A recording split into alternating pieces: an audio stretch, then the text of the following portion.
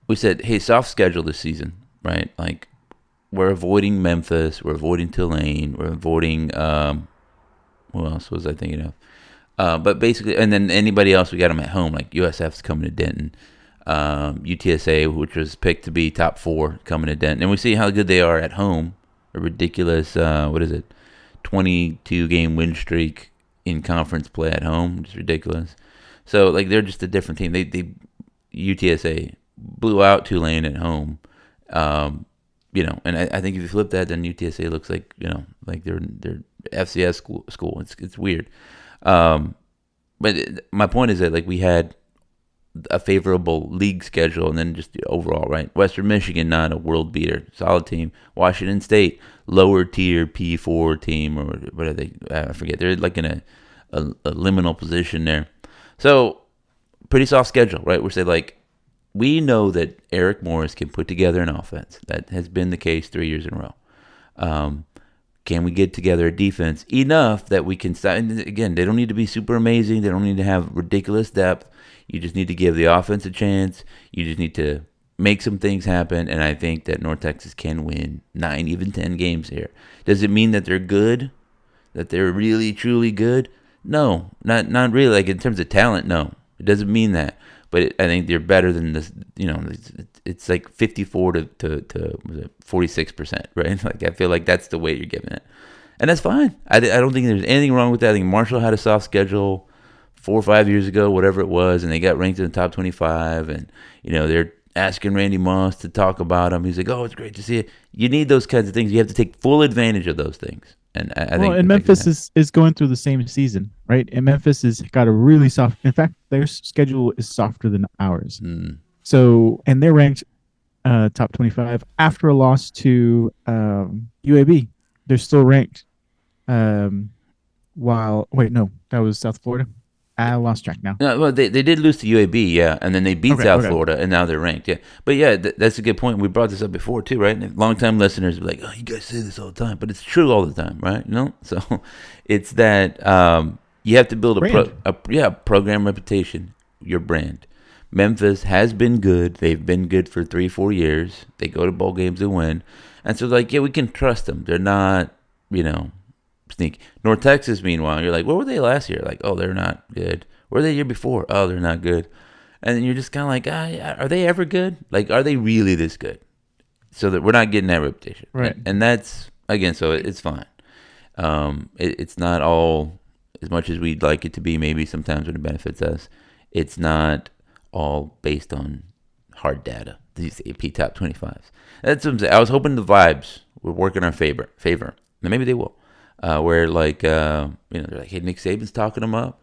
They won impressively, and then also 1 or 2 top 25 teams fell out of the top 25.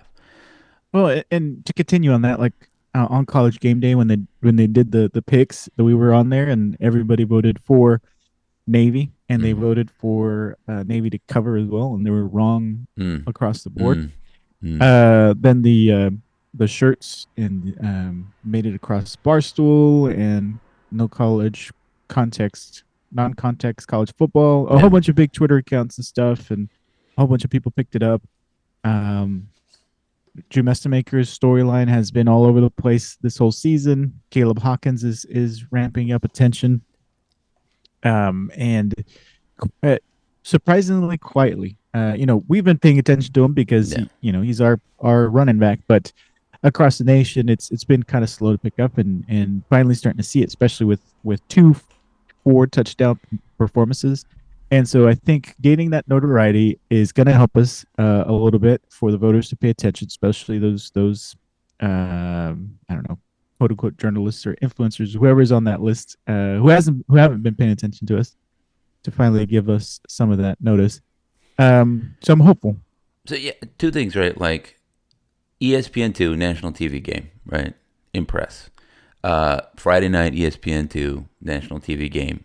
Impress. Because I remember we're talking about they beat Charlotte 608 yards. You're going to beat Charlotte, do it, in an impressive fashion. 608 yards passing for Drew Mestamaker. Now he's like, hey, this kid, Drew, 608 yards. They start thinking, right? It's a talking point. And you've seen it on their network, on ESPN2, and they're like, hey, look, it's it's easy for casuals to see it. And then every time, it's like brand 101, right? When you have somebody's attention, you make it memorable. And they're doing that. And North Texas is doing that. They're building this brand. We already had a little bit of that with Eric Morris. I know some people are getting tired of it, QB whisperer thing. But yeah, it was like, hey, I got, if when they were losing, it was like, well, a lot of good that's doing us, right? That's great. Yeah, he found Chandler Morris, but we're losing. We're getting blown out against UTSA on a Friday night, in October. This is not fun, Can you find a defensive, can you find a safety? Can you be a safety whisperer? Defensive tackle whisperer? So you start feeling like that, right? You see the other side of it. But now, you're winning. Like, wow, Eric Morris is the greatest coach ever. That's how it works. I think one of my favorite quotes, I reheard it, was Mike Leach talking at SEC Media Days a few years ago. I think they were talking about like Nick Saban or whatever. He was like, yeah, it's good. What I like is that he coaches guys hard. But I also think that, what do you say, that, yeah, some of it has to do with Alabama, how good Alabama, and the resources he has. Because I remember he coached at Michigan State, and he wasn't as good a coach when he coached at Michigan State, And he goes to Alabama, so I think he's the greatest coach of all time. Some of that has to do with Alabama, don't you think? And, yeah, so that's the case, is that, like, a guy's a guy, and, yeah, you can improve on all these other things, but sometimes it's circumstance, right? Like, Eric Morris has been dialing up these plays. Some of them have been the same plays, and they just work out more because the players are executing. Caleb Hawkins, like I said, all season. We're in like 2nd and 19, which I don't know if you've ever followed college football before. That's not on schedule, right? When you're an OC, you're like, okay, first we're gonna get a 9-yard loss. Okay, hear me out, guys. We're gonna get him right. We're gonna bait him. Trust me, bro. Yeah. So then 2nd and 19, then it's like, here, take it. He just throws it to Caleb Hawkins. He's like, let me just take it to the house. You're like, wow, look at it. Look at Eric Morris. I told you. Dialing up the plays. Yeah, sometimes it just, you're as stupid and as smart as the success and the outcome of this play. Well, and in terms of the athletic department, or athletics in general, at North Texas, the circumstances are good or right.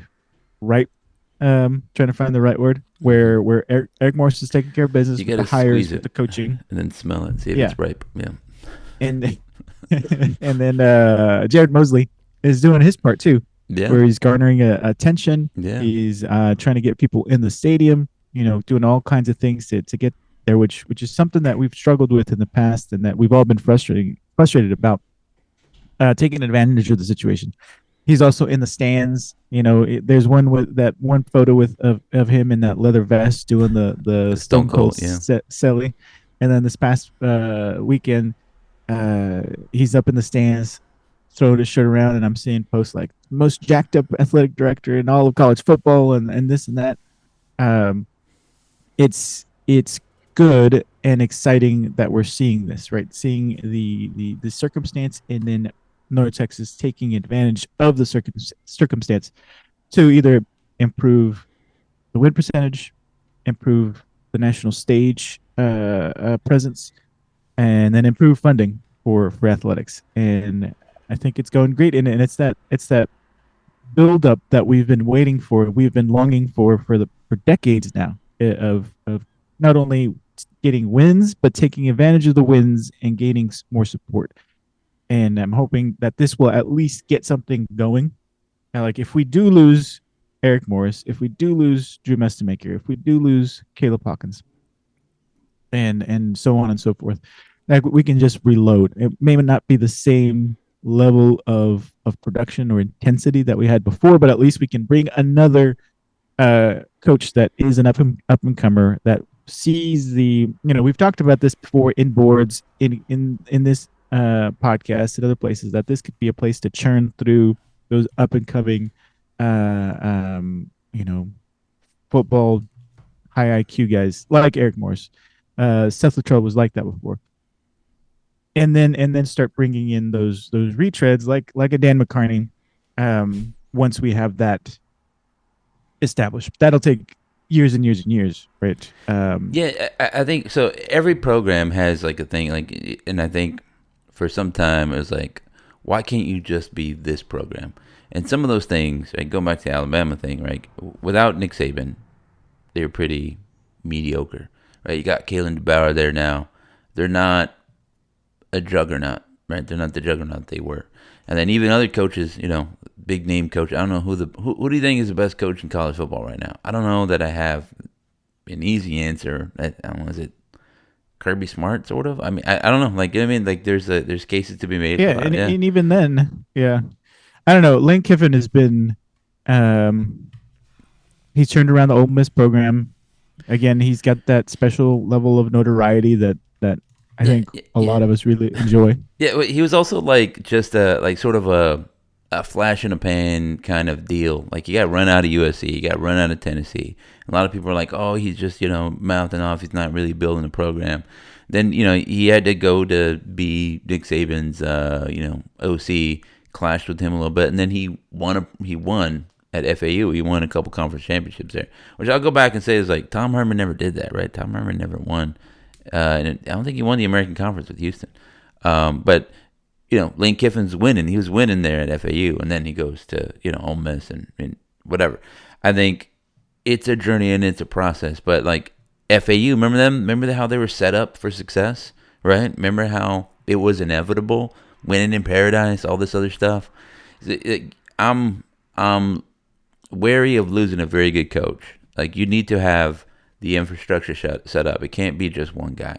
It can't be all the system. You have to build everything so that way the floor is raised.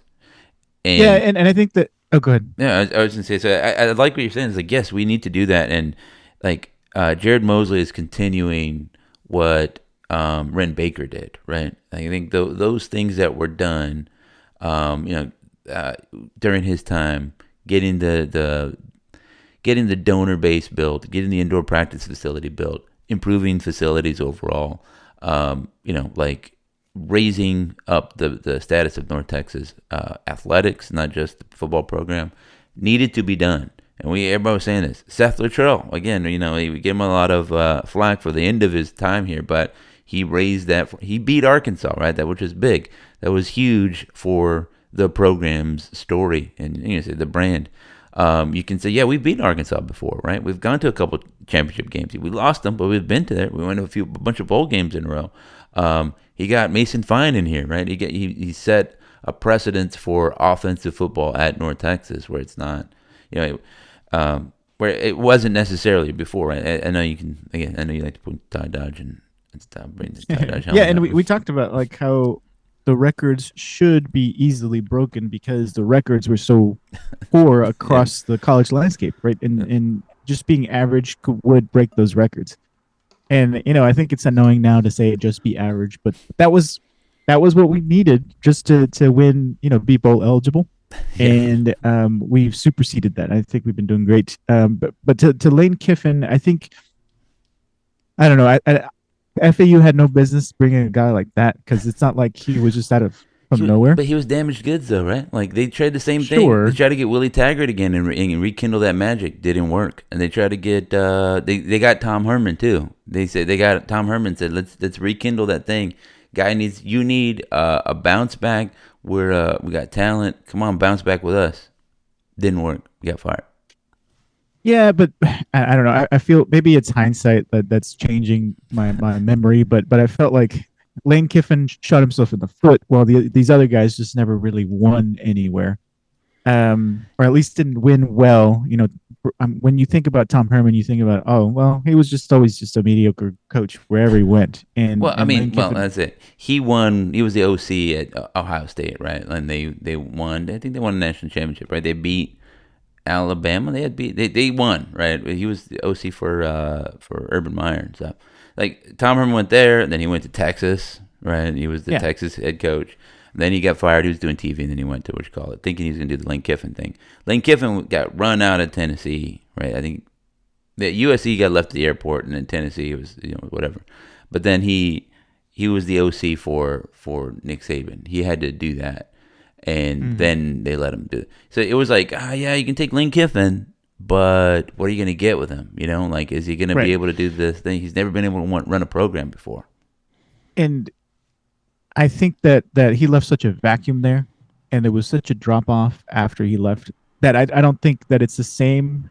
It's the analogy isn't equivalent with a guy like Eric Morris and Seth Luttrell, right? Because we're bringing in first-time head coaches, and if they leave, the drop off from like Seth Luttrell winning 7 games to Eric Morris winning 5 games, right? It's not that Yeah, huge of a difference yeah. versus Lane Kiffin being a Conference USA winner to I don't even know who the next coach was after that. And Was it? oh, It's go Jeff ahead. Traylor, right? Jeff Traylor won. It was is we talking about Sorry, sorry who won for Conference USA? no, sorry. The next FAU coach. Oh yeah, it was Willie Um, Taggart. I think yeah, Willie Taggart took over. Yeah, and the results from there, I yeah. don't know They, because we stopped caring about FAU. yeah, they fell off the map, and now they're on Zach Kitley, which is a change. And they were like, let's get an established head coach, right? That used to had coached at a bigger program and is now coming here. So that was their thing. They went to Lane Kiffin, wild success, couple championships, lots of notoriety. They were ranked top 25. He leaves. They go, okay, Willie Taggart used to be a Florida State guy, an Oregon guy, and he had success at USF, right? USF, and then so we'll do that. Didn't work out. They're like, okay, Tom Herman, right? He won a national championship at Ohio State as an OC. He coached at a big program at Texas. He'll come here and do that. And he's like, I can't win here. And then he was looking for OC positions and he quit. So now they're like, okay, well, fine. We'll get a guy, an up and coming guy, sort of like this Eric Morris, a little bit like that. Zach Kitley was on the rise. He did a bunch of stuff at Western Kentucky. Before that, Houston Baptist, now Houston Christian, whatever it's called. And then, he'll be our guy. That's how we'll do it, right? Okay, yeah. I mean, yes and no. You know what I mean? Like, well, they're Yeah, sort of in the. I think there's no magic answer. My point is not we need to follow this thing. My point is that you have to raise the floor.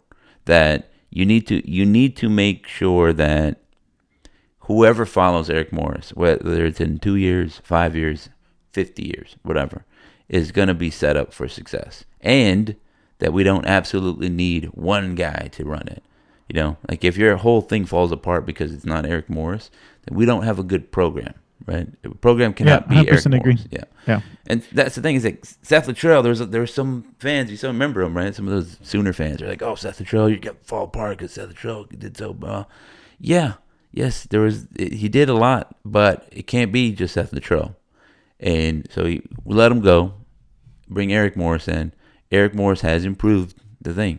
We got a defense. I think the best defense that we've had since, well, Seth Luttrell in 2018.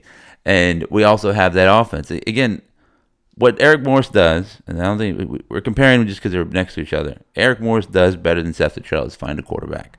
That is huge and important. What Seth Luttrell did better for a while there was run the ball and play defense for a time. But he had a lot of trouble finding a defensive coordinator also.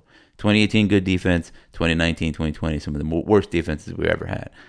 Eric Morris has had one of the worst defenses we ever had. They're very similar. And you look at the boards, everybody's like, this is the same stuff we do all the time. Score a bunch of points. Don't stop anybody. This is Seth Luttrell all over again. 100% right. Looking at the results.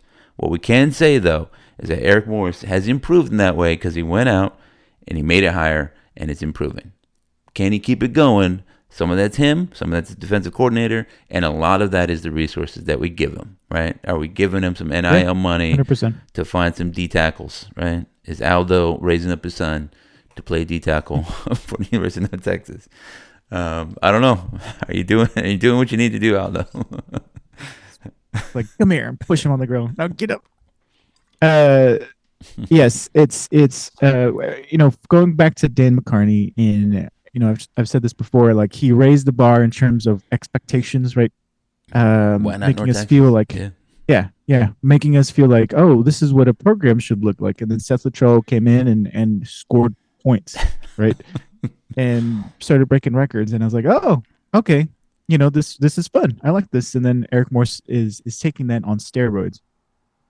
And our identity can be air raid because we've been doing a version of the air raid for 10 seasons, I think, if not more, going back to 2016, Seth Luttrell's first year. And that Mike Leach tree, right? We had Graham Harrell here, Eric Morris. We just have to scour. But the thing with Eric Morris is I remember watching that UIW game and thinking, oh, he would make a great OC here. Like that would be a good stepping stone.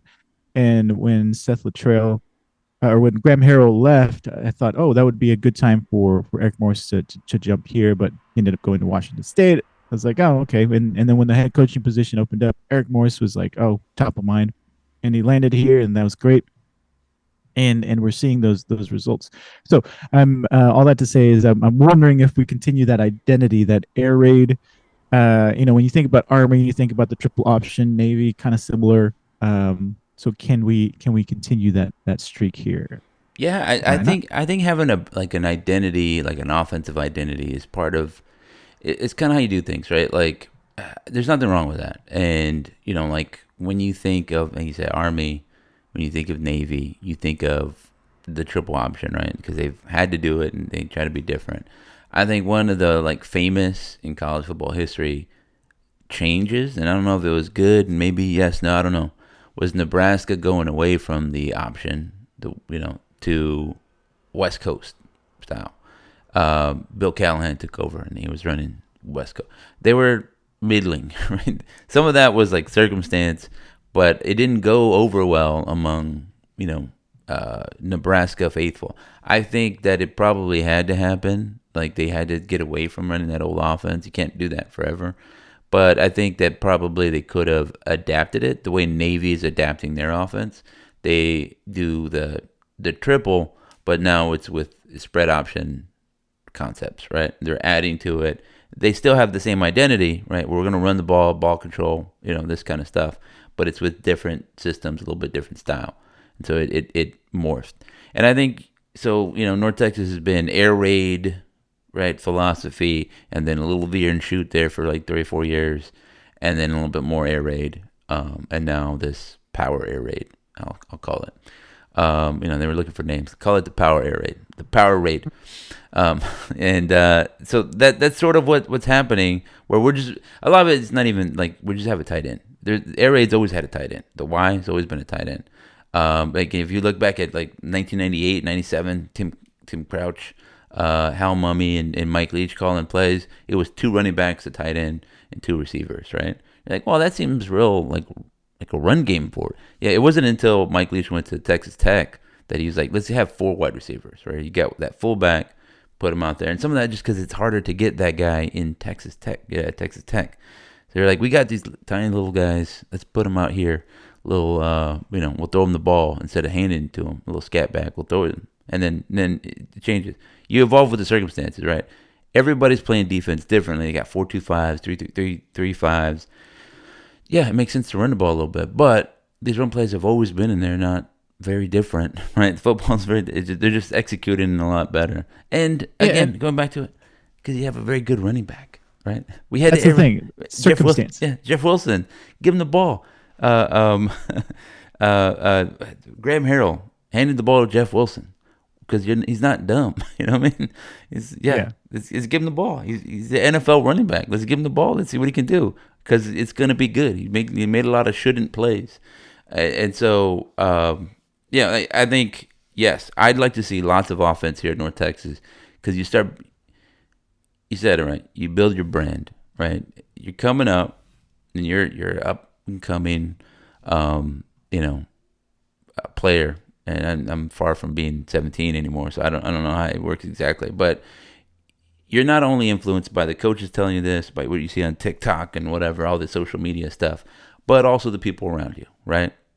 Somebody goes, yeah, or you see the letter or the whatever, and it's North Texas. And somebody goes, oh, yeah, North Texas is a good school, man. They were throwing the ball around. I remember that one kid threw for like 608 yards or whatever. They've been good. Yeah, they've always had offense. They don't know all the details. They couldn't run down. They don't go to CFB stats and tell you. They just give you anecdotal data. Yeah, man, they had some good running backs there. I remember that one time it was like that freshman kid. He was running. Yeah, they're good offense. They play a lot of They always have good offense. Yeah, that plays into it, right? Fun to watch. Yeah, you get that approval from your the people around you. And if there's some ball knowers out there, they can give you that. Oh yeah, well they run that air raid and it's a little bit whatever. You just want it to be North Texas. Oh yeah, they got a good offense. They've always had a good offense.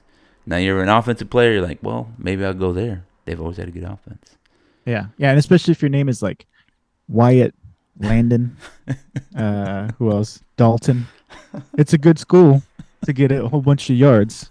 It's just the identity of the air raid. And you're not wrong there. I mean, it reminds me a little bit of, by the way, people don't know. You ask them, they're like, "Oh yeah, North Texas is a good music school, right?" You're like, "Oh yeah, tell me about the details of that. What do you know about the music school? Like, what do they teach? Who are the professors there? What are the results? You know, what do you like? Oh well, I just hear it's like good. They just know North Texas is a good music school. They couldn't tell you Oh, much more beyond that sentence. They just hear people and they repeat it, and so yeah. it's good because But I think music knowers, Music knowers, yes, it's a very niche group. yeah, they know a little bit more. But everybody else is like, But oh yeah, music school. yeah, common folk don't really The associate plebes. North Texas. Yeah. Yeah, don't really associate North Texas with a music program. Like out here, I'm educating people. Oh yeah, it's one of the premier music programs in the world, and they don't know. They don't care. They're big sports fans around here with Yeah. still cheering for the Sonics. And Not the Thunder. They don't like the Thunder's winning. no, they don't like um But yeah, my point on that, I don't want to get into too much of a tangent. I would just say my point in that is that too late. I know, is that if you're known for offense, that's all you need, and that helps you, right? Because like even if it's just generic music, they know North Texas is a music school. Like Georgia Tech is a good engineering school, but that they just kind of hear that, and that's it. They couldn't tell you the details of it, so it doesn't matter so much the details, but it does matter that North Texas has a reputation of being a good offensive program. And for recruiting, you can get folks that either are freshmen. You're going to get them out of high school of like, oh yeah, I'm a wide receiver. If I go here, I'm going to catch a buttload of yards. Mm-hmm. Or if you're like, coming up in the FCS, or you ended up being a backup somewhere, and I'm thinking about like Poffenbarger, Yeah. and you can fill up your depth through there too, with the promise of throwing for a lot of yards and sparking your career, so you can then jump off to somewhere else, like Chandler Morris. Well, Chandler Morris, Cam Dorner this year, right? Like, I mean, he was a D2 wide receiver. He was like, let me go make a name for myself. My last year eligibility is go to North Texas. I'll see if I can't compete out here at the one of these outside wide receiver spots. And he has, he was beat out Simeon Evans, right? Who sort of did the same thing from Sam Houston State, and then also Trey Williams, right? Tight end. He's caught a lot of passes. He was another transfer. I think that's a great point. Let me see. Where are we in this thing? We're almost sort of done with that. So we're going to talk about Navy or anything? Yeah, let's go through this game real quick, because I know we've been talking about, I don't know, how good are we in the thing. Let's talk about this game. Did you know that North Texas won? I don't know if you knew that. What? Yeah, North Texas won the game. I'm listing all the schools here. What are we? What school did we go to? We're 8-1. Yeah. That's what we are. Yeah. What school did I go to again? Women's volleyball is playing today. Hey, you know what? I'm just stop right here. North Texas has not been good at soccer, and that's been weird. You notice that? Yeah, I guess it's that whole what did it cost? Everything, kind of thing. Sacrifice the women's soccer program for football. Well, sometimes it's time for folks to retire. You had a long streak, and then it becomes time. And I mean that with all due respect. That he brought a lot of attention, a lot of wins, a lot of trophies, and sometimes there's just time. Take Conference USA no more, son. It ain't the Sun Belt no more. All right, so let's go to the stats. Here, top level, it doesn't look that great. 424 yards for North Texas, 391 for Navy. And here's the other one, right? I think Navy came in averaging more yards per play than we did. Navy 6.7, North Texas 6.1 in this one. So those are pretty good, but North Texas like 7 yards per play.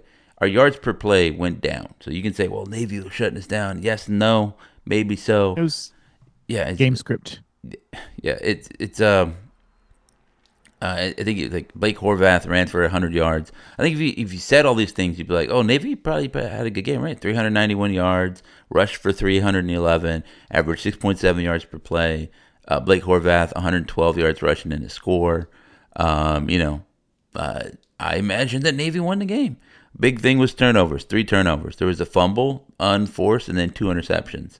That's it. That's the real thing there. Shout out to Quentin Hammonds, who got smoked by Nicholas last week, just outrunning him. He got too much speed. That's you can't do anything about that. But today he made up for it. One-handed interception. Big time. Yeah, that's Sports Center level stuff.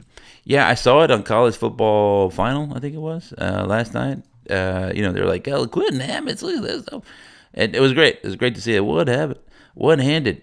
Where's I'm looking for the stats. The interceptions. There was another. Yeah, he had 2 interceptions. I forgot about that. Yeah, he had the second Two, one. yeah. Yeah, one was in the end zone. I was confirming that. 4 tackles for loss. Wazlowski. Everybody's praising him. He's done a very good job developing as a linebacker. I think it's a reminder that you need development time. I think Wazlowski is now an upperclassman, and he's playing like one of the best players on the team. 14 tackles today, 9 solo, 1 tackle for loss. Trey Fields also 12 tackles, 1 tackle for loss, 7 solo tackles for him. Bryson Hayes had a sack, half a sack they gave him, and then Kevin Huddleston had half a sack. But I think we harassed old Blake Horvath a ton, and that's how you get the interception. We forced Navy to be a passing team. I think the narrative coming in was like, oh, Navy can pass the ball. You got to look out for Navy passing the ball. But they do that as a complimentary thing. They don't line up in 4 wides and then, run 92. They run the ball, do a play action, right? And so they've been getting you that way. And they throw the ball more than like Army because Horvath's pretty solid. But, again, I was like, let's make Horvath a thrower. And I don't think that they're going to do too much. You do some wounded ducks out there. Them ducks were real wounded. I didn't expect him to be that. I don't want to say bad, but say it, man. Say bad. He didn't look great, and there was a lot of praise for him in terms of being a passer as well as a runner.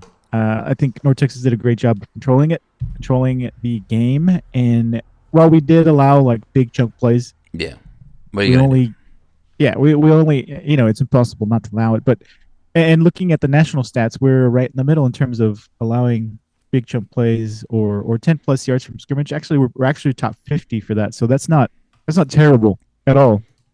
And so we controlled the game.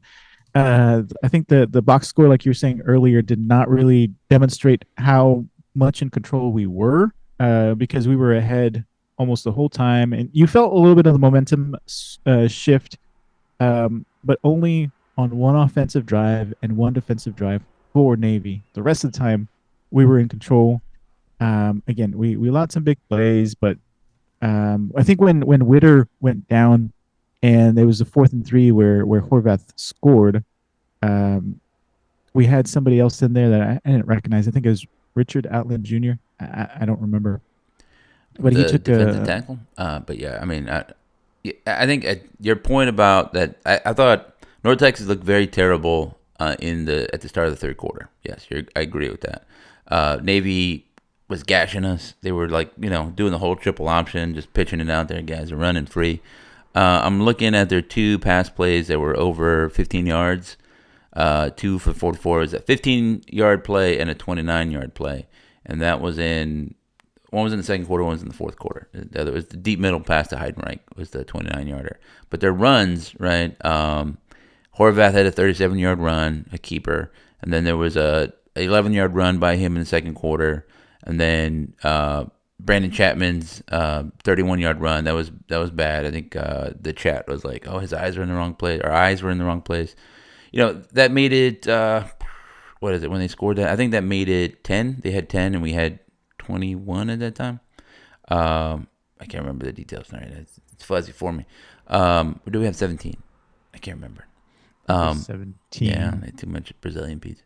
But the 3rd quarter one, 11, 20, right? This is all in the same drive.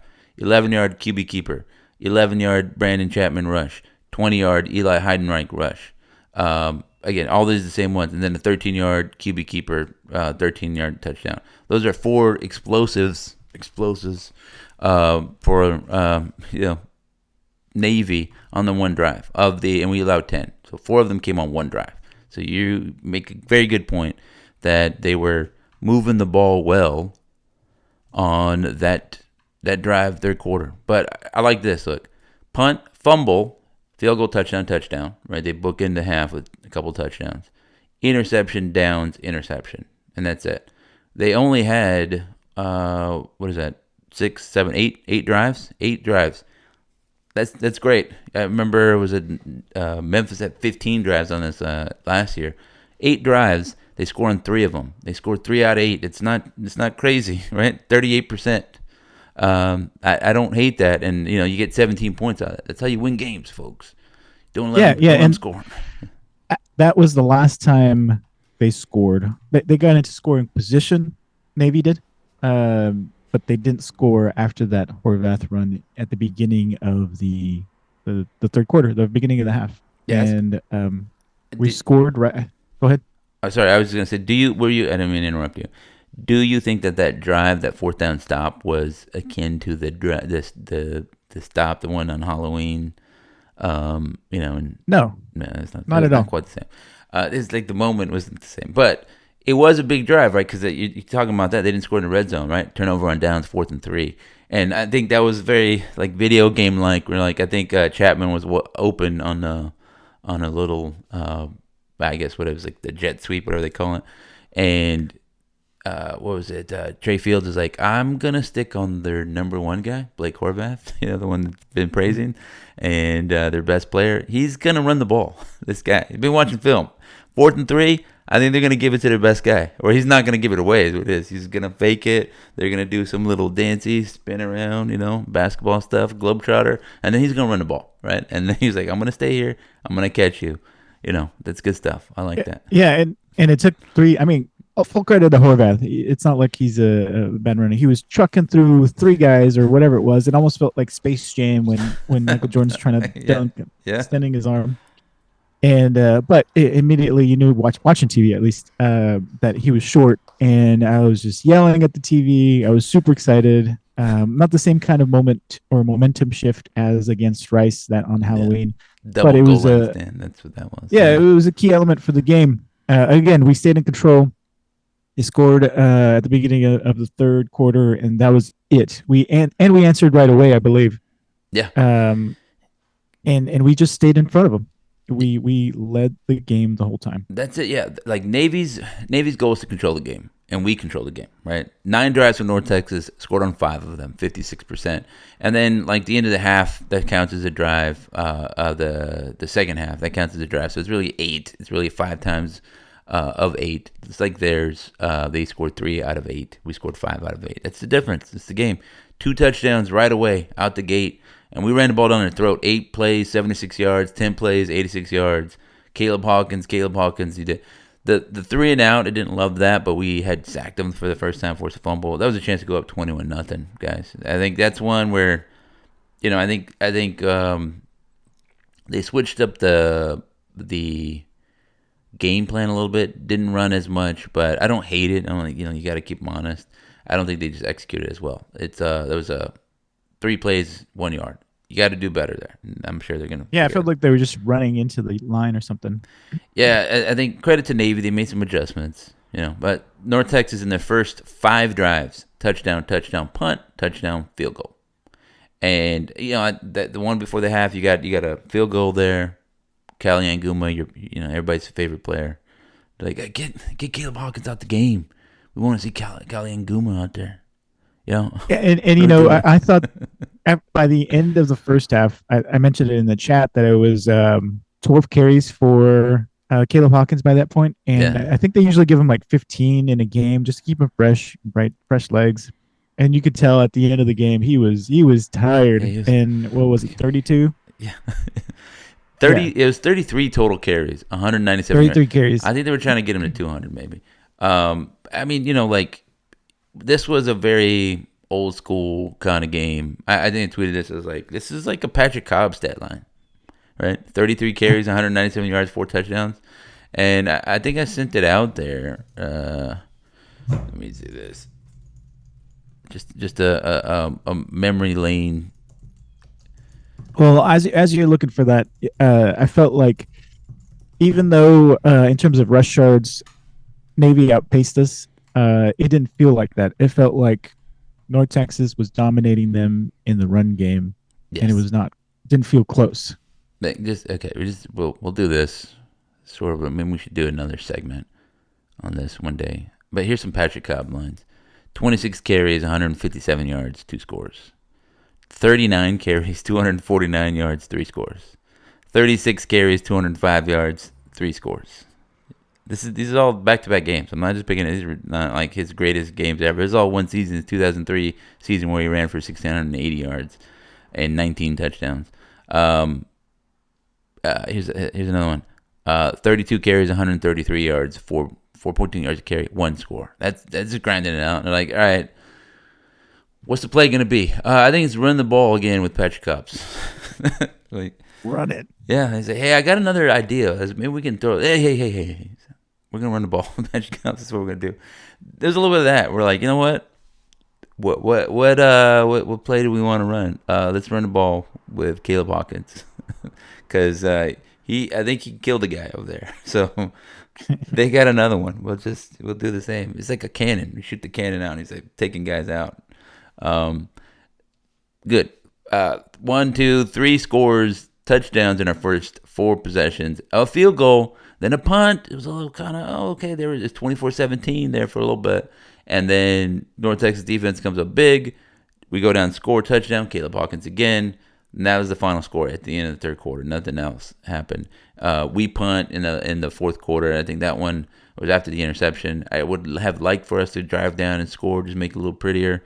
But it's fine. 31-17. I don't mind it. 14-point win when we were favored by 6. It was like 5.5. Again, all good. Like so much good came out of this. We beat an undefeated team.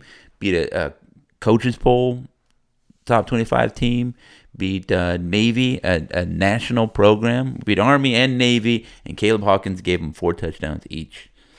Oof, killing them. Run the ball. Absolutely destroyer. I was looking for single season records for North Texas rushing yards. It's all Patrick Cobb, isn't it? Jamario Thomas. Let's not forget about Jamario Thomas. Yeah. He's number 1 with 1,800 yards, and Patrick Cobb's with 1,600, and then Lance Dunbar with 1,500. Mm-hmm. And right now, Caleb Hawkins is at 744 with at least 3 regular season games left.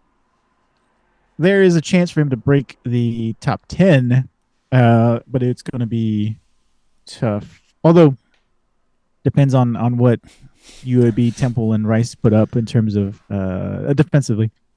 So there's a shot. There's a shot that he can get that. I think what's hurting Caleb is that he wasn't fully starting at the beginning of the year, those first 3 games. But it reminds me a little Lance Dunbar. It was very Lance Dunbar-like, because I think it was like our running back at the time was like Montgomery somebody, right? And that dude was a starter, and then he wasn't. And a lot of it was just because like every time we gave the ball to Lance Dunbar, he was scoring touchdowns. Like, oh, an 80-yard touchdown. I'm like, guys, maybe we should give the ball to that guy more, you know. And I think what's happening here, like the guy that ran for 4 touchdowns. What do you say we give him the ball again? You know, let's do that. Another record stat or record watch is single season rushing touchdowns, and he's at 11, tying Abner Haynes, Scott Davis, and Brandon Bird. Dang, we gotta call it Brandon Bird. I'm like, man, what's going on? But yeah, the 19 by Patrick Cobb, that's the record. Cobbs. Yeah, that's the record. Yep. I mean, I think he can get there. He said 8 against 2 teams. Yeah, put him on record watch. Yeah, get down to the 1. Tell everybody, hey, everybody, if you have a free touchdown, get down at the 1. We're trying to get Caleb the record, and we're just gonna 1-yard run it. You know, stat pad. No, Patrick Cobb is gonna bench him. He's like, you need to sit down. What I do, coach? Get out there. We need to get Mackenzie McGill out there. Yeah. I looked it up. You know what? I have some more eligibility. He puts on the 43 shirt and he goes out there again, boost his record. Yeah. So like again, this is the fun part when we're like, hey, what is the most number of touchdowns that we've ever had? You know? Yeah. It's much better. We're shifting from like, all right, how many points have we allowed to how many points can we score? It's so fun to score. So your 2-word impression of our win over Navy. 2 words. I think 2 words is too many. It's just impressive, dominating, I got 2 words for you. dominatingly impressive, Yeah. impressively dominating. I like it. Yeah. Again, to this point, I think North Texas has exceeded expectations. Because I think if you look at our what you call it, our preseason predictions, we had a couple losses like penciled in for them. I thought Navy was going to be a lost preseason because I was like, Navy's a quality program. They got Horvath. Still got a freshman. It's going to be a little bit later in the year. Maybe we're kind of struggling, lose some depth, and then we lose that game. But I think at this point, North Texas is playing their best football. They're pretty healthy, relatively healthy, going into a bye week. It's a chance to get better, to improve, to work on some things, and then break out the trick plays for mighty UAB. Which I think they got. You never know. Yeah, they got handled by what do they call them? UA Temple. Is that what it was? Yeah. Here's a quick AAC before we're done here. Results. You just give me your quick impressions. Yeah. Okay. Thursday, October 30th, UTSA 48, Tulane 26. Surprising. Yeah. Friday, Memphis 38, Rice 14. Took care of business. Saturday, North Texas Navy did that one. Army 20, Air Force 17. Fool. Okay. Yeah. UConn 38. Army Navy is the better game in my mind. Yeah. But go on. UConn. Yeah. Nobody's like, I remember that time. Dad took me out to see Army and Air Force play. Like, what? Was that like an October game? Yeah. UConn 38, UAB 19. You let UConn beat you. East Carolina is what I was thinking. East Carolina 45, Temple 14. I think Temple settled in where they're supposed to be. Yeah. East Carolina is a sneaky good team. Like they were like they only had a couple conference games. They might be pretty good. I don't know. And I think they have a similar home advantage to UTSA. Like they get like 45,000 people in East Carolina. Yeah, when there's nothing else to do. And yeah, I guess it's just crazy. well, and to Temple, real quick, I was afraid of them early on this season because I wasn't watching the games. I watched Tulsa versus Tulane, and they're not good. All right, Week 11 schedule. So the open weeks for Charlotte, FAU, South Florida, and Tulsa. Week 11 schedule, UTSA at South Florida. I think if you flip these and this was at the Alamo Dome, I'd be like, hey, South Florida better look out. It's kind of weird. They pipe that noise in there, and they bark at you for noticing it. Like, I thought that was disrespectful. They rock out over there. Whatever. UTSA at South Florida. What does your gut tell you? South Florida. Tulane, this is Friday. Tulane at Memphis.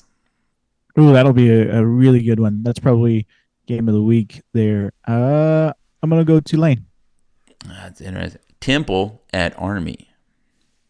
Ooh. That's hard to predict. I'm going to go Army.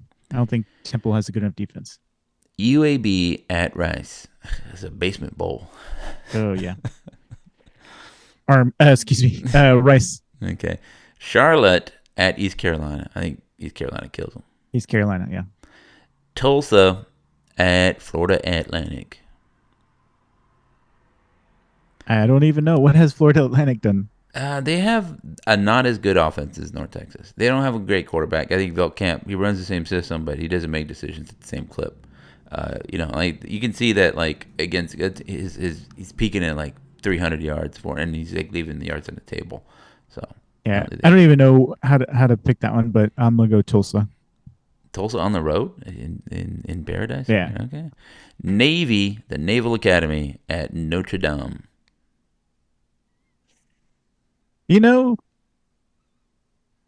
I would like to see Navy upset Notre Dame. Low chances, but I'm gonna go Navy. Look at that. Just appreciates the notable. This is from the league. Caleb Hawkins, 33 rushes, 197 yards, 4 scores. Owen McCown, 31 of 33, 370 yards, 4 touchdowns for UTSA. I mean, it's not That's like he's throwing, but they do a lot of like it reminds me like a triple option thing. They do a lot of play actions, this, that, and the other, and it's just like dinking and dunking. It's good. He's on time, on target, whatever. But David Amador, 10 receptions for 113 yards, 2 scores, and also threw a pass. Memphis running back had 3 touchdown runs. Nothing But really not crazy. 4. Yeah. Quentin Hammond's 4 tackles, 2 second half interceptions over Navy, including one-handed one. You know? That was a great interception. Yeah, that's where you bounce back, you know? You don't After getting torched, that's a good way to be like, Yeah. I can still play. I got this. Yeah. Throw it again. Ladies and gentlemen, this has been the Mean Green Nation podcast. I don't know what our schedule is going to be next week. We're going to try to do a bye-week one. I don't know who we're going to have on, all that other good stuff. We'll see if we can't get some more guests, but we don't know what that looks like right now. But I'm excited about doing it. It's great to talk. We got a lot of people really ready and willing to talk, because they're, like, hey, I like North Texas, 8-1. It's fun. Yeah. Well, see, Aldo, Aldo was like on the beach somewhere or something, Palm Springs. I don't know. Yeah. Palm Springs, there's no beach. I don't know. It's the middle of the desert. It was hot, and it was a lot of fun. So I could not attend last week. But, yeah. We had no regrets. Yeah, thanks to Billy Sierra from the Gridiron Show. He had to fill in to his impression of Aldo. He made him wear a hat. I was like, the host of the Mean Green Nation podcast must wear a hat. Here, wear this. Yeah, he's like, you serious right now? I was like, wear the hat. No, I didn't say it. Anyway, ladies and gentlemen, thanks for listening to the show. Go Mean Green. Go Mean Green. Recording stopped.